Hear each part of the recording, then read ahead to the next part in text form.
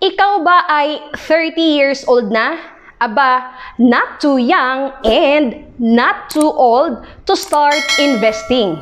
Kamusta mga kaibigan at welcome sa ating channel na kung saan palaguin natin ang pisong pinaghirapan.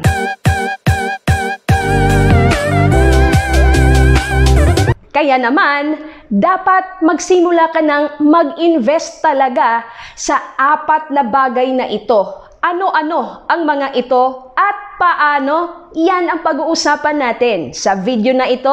Now na!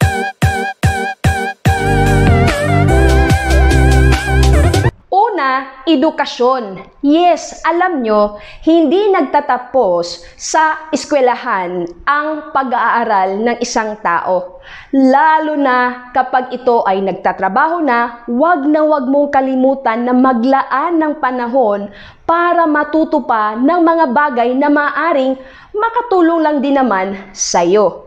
Kaya kung ikaw po ay nasa 30s na, aba, you have to make sure na mag-invest ka sa iyong education, especially financial education. Bakit? Dahil alam naman natin sa paaralan, hindi talaga natin natutunan kung paano i-manage talagang tamang paggastos doon sa perang kinikita na natin ngayon dahil nakapagtrabaho na tayo. So this time, through investing financial education, you will learn how to really save and invest properly. So magkakaroon ka ng kaalaman na ang pera pala pwede ring magtrabaho para sa tao. Maraming paraan ngayon para matuto ka ng financial education. Pwede magbasa ng libro, umattend na mga trainings via webinars, di ba? Maraming nag-o-offer niyan. Or syempre, doon sa mga video, educational videos na maaring makatulong sa'yo, masagot yung katanungan mo kung paano talaga mag-ipon, mag-invest, saan ba mag-invest, anong magandang investment para sa isang taong nasa 30 years old ang edad, di ba?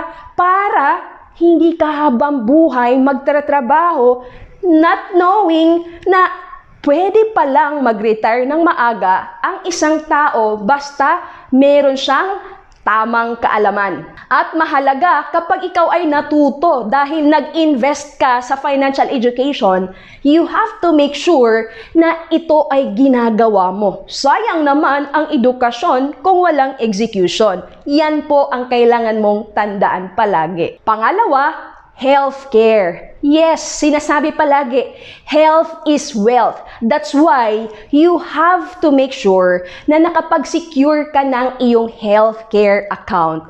Dahil lahat tayo ay nagkakasakit, lalo na kapag tayo ay nagre-retire na sa trabaho, kung kailan tayo wala ng sinasahod, doon pa dumapo yung sakit na talaga namang napakamahal at talaga namang nabubutas ang bulsa.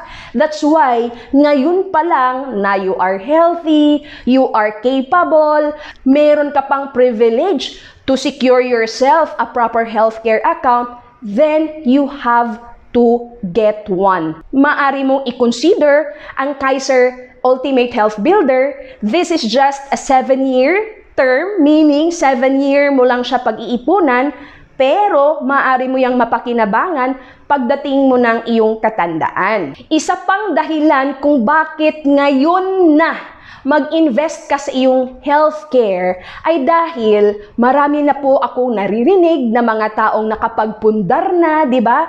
Pero naibenta nila yung mga naipundar nila dahil lamang nagkamali, na neglect nila yung pagkuha ng proper healthcare.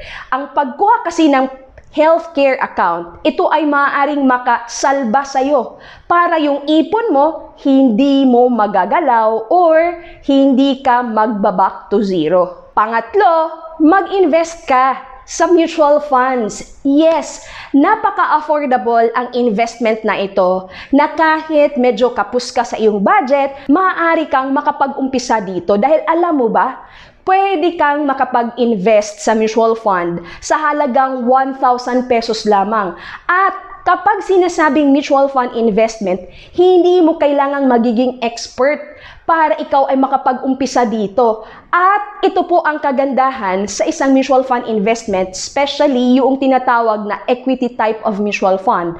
Dahil yung perang ibinakas mo, halimbawa yung 1,000 pesos ay naka-invest na sa mga malalaking companies dito sa Pilipinas. That's why kung nais mo lang din naman na yung perang pinaghirapan mo, talagang sinasahod mo yan ngayon, di ba? Nasa 30s ka, nasa prime years ka, ibig sabihin hindi yan masasayang kung pinapalago mo na rin ang kinikita mo by allocating a portion of your income sa isang mutual fund investment. At alam mo ba, ang pinaka-convenient for you to open an account sa mutual fund ay through International Marketing Group or IMG dahil in partnership with Ramver Financials, marami ka ng mga mutual fund companies na maaari mong pagpilian at ang initial na amount for you to open a mutual fund investment ay 1,000 pesos lamang. At ang pang-apat, mag-invest ka sa insurance. Yes,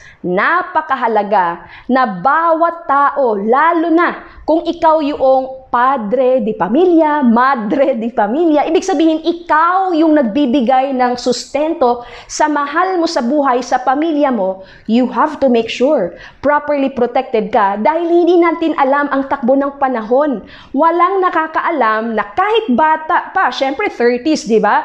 Bata pa yan, wala pang mangyaring masama dyan, pero hindi natin alam ang panahon. That's why, kung mahalaga ang pamilya para sa'yo, you have to show that love by having proper protection or sufficient insurance. Maaari mong i-consider, di ba?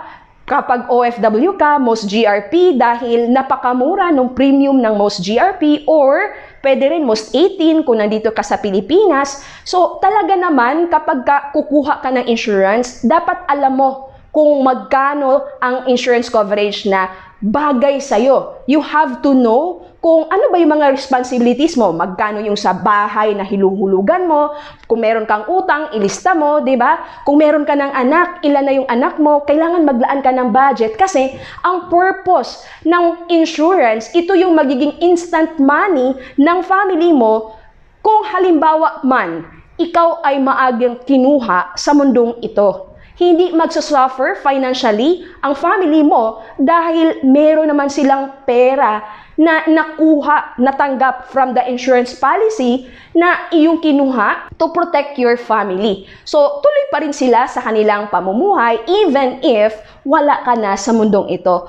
Yan po ang magiging silbi ng insurance lalo na kung ikaw ay nasa 30s and you have your own family. Ilan lang ito sa mga simpleng bagay na dapat mag-invest na ang isang taong nasa 30s. Bakit? Dahil ito na po ang panimula para ikaw ay magkaroon ng tinatawag na financial security. I hope you find this video informative. If you do, kindly share this video to your families and friends para sila din ma-aware sa mga bagay.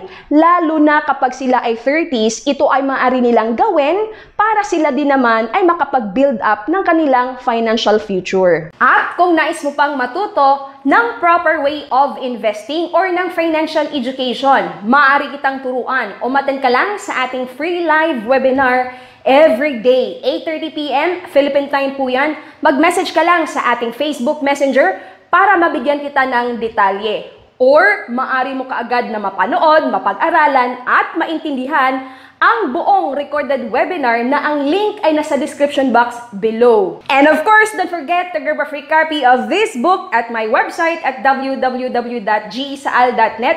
At syempre, huwag mo rin kalimutang mag-subscribe, share, and like this video.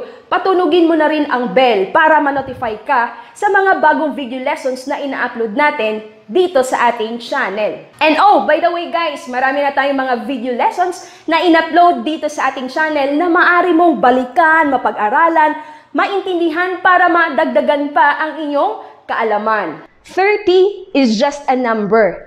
Ngayon, kung i-maximize mo yung edad mo na 30, aba, talaga naman yung future na 60 mo, talagang magsasabing, uy, thank you, nagsimula kang mag-invest noong 30 ka pa. Ako po muli, si G. Isaal na palaging magpapaalala sa inyo to live, love, invest. God bless everyone and always remember, God loves you.